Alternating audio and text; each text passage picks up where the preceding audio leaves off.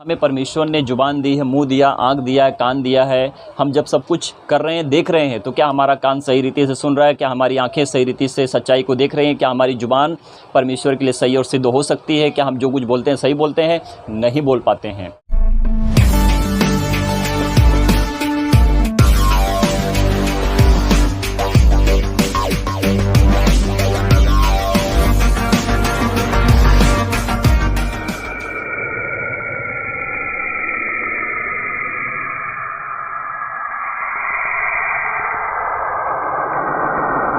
निर्गमन अध्याय 4 वचन हम 10, 11, 12 ये 3 वचन को पढ़ेंगे और यहाँ पर जानेंगे कि प्रभु का वचन हमें किस रीति से हमारे दिमाग को खोलता है। मूसा ने यहोवा से कहा, तो मूसा परमेश्वर से बातें की और जो कुछ उसको बोलना था परमेश्वर से कहने लगा, ठीक है ना, कि मैं प्रभु अच्छा नहीं हूँ, मेरी ज़ुबान से मैं सही नहीं हूँ, मैं बोलता हूँ तो मैं अटक जाता हूँ या मुझे बोलने में तकलीफ़ होती, प्रभु मैं उनसे बात नहीं कर सकता हूँ।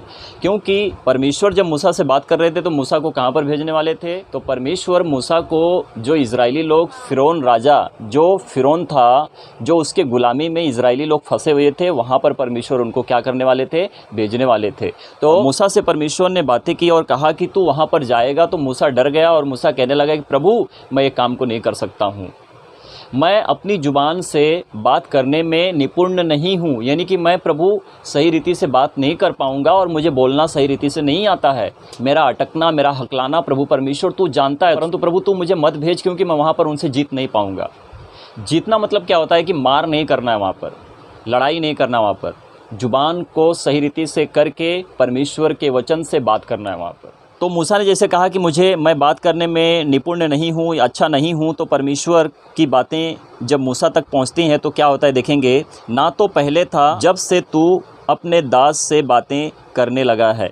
तो मूसा कह रहे हैं कि प्रभु ना तो मैं इसके पहले था जब मैं तुझसे मिला था, यानी कि जब मैं तुझसे मिला नहीं था तो मैं इसके पहले भी सही नहीं था, और आज तू मुझसे अगर बात कर रहा है तो प्रभु मैं भी यहाँ पर उसी रीति से हूँ कि मैं बात नहीं कर पाता हूँ। तो मूसा परमेश्वर से कह रहे हैं बोलने में सही नहीं हूँ, मैं किसी के सामने बात नहीं कर पाऊँगा। वो तो फ़िरौन राजा है, उसके पास कितने सैनिक होंगे, उनके पास मिस्त्रियाँ होंगे, सब कुछ होंगे, प्रभु मैं उनसे कैसे बात करके उनसे कैसे जीत सकता हूँ।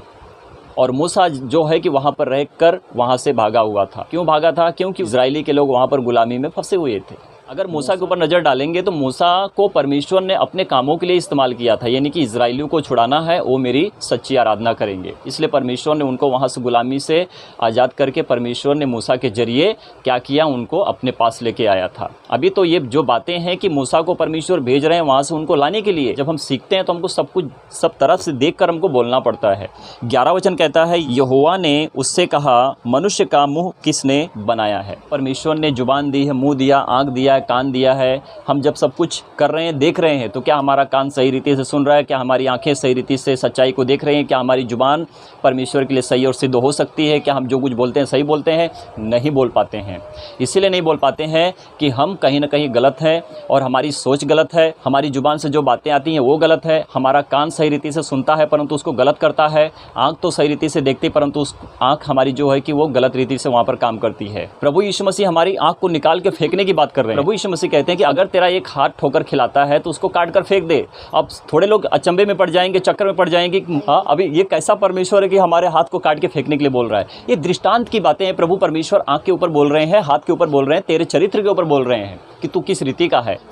हाथ है, अगर सही रीति से काम करना है, अगर तू इसी हाथ से गलत करने के लिए जाएगा तो गलत हो जाएगा, अगर इसी हाथ से तू अच्छा काम करने के लिए जाएगा तो अच्छा काम होगा। चाकू मालूम है ना, भाजी काटते हैं, उसी चाकू से हम भाजी काटकर अपने मतलब कि खाना बनाकर अपने पेट को भी भरते हैं। अन्न को जब हम काटते हैं तो उस अन्न को हम अपने पेट के लिए क्या करते हैं? खाते हैं, यानी कि उसी चाकू से काटकर उस अन्न को पका के खाते हैं। पर ऐसा भी होता है कि मनुष्य उसी चाकू से किसी के प्राण को भी ले लेता है, राइट। तो जब चाकू आपके लिए अच्छा है, सही और सिद्ध बनकर तुम उसका इस्तेमाल करते हो, खाने के लिए इस्तेमाल करते हो, हर एक चीज़ों के लिए जो तुम इस्तेमाल करते हो, तो तुम एक दूसरे का अगर उसी चाकू से प्राण लोगे तो दोनों काम करता है वो। तो यही बात है, प्रभु यीशु मसीह कहते हैं कि तू अपने आँख को निकाल कर फेंक दे अगर तेरी एक आँख तुझे ठोकर खिलाती है। तू अपने एक हाथ को काट कर फेंक दे अगर तेरा हाथ ठोकर का कारण बनता है। तू अपने एक पैर को काट कर फेंक दे जो तेरा पैर दूसरे गलत मार्ग पर जाता है। परमेश्वर का कहने का मतलब है कि तुम अपने आप को सही करो, इसका मतलब ये नहीं है कि प्रभु आंख निकालने के लिए बोल रहे हैं, हाथ काटने के लिए बोल रहे हैं, पैर काटने के लिए बोल रहे हैं। तुम अपने आप को सही करो और सही जगह पर रखो। तो जो परमेश्वर कहते हैं वो प्रभु यीशु मसीह कहते हैं। परंतु क्या व्यवस्था पूरी हुई? नहीं हुई। क्या मूसा ने किया? क्या अब्राहम ने किया? क्या इसहाक ने किया? क्या याकूब ने किया? किसी ने नहीं किया। बहुत से लोग कहते हैं कि मेरा आखिरी नबी है। पहला नबी कौन है? आदम है, और आदम से भी पहला कोई नबी है कहते हैं। मैं नाम नहीं लूँगा, मैं जानता हूँ कि किस नस्ल के हैं वो लोग।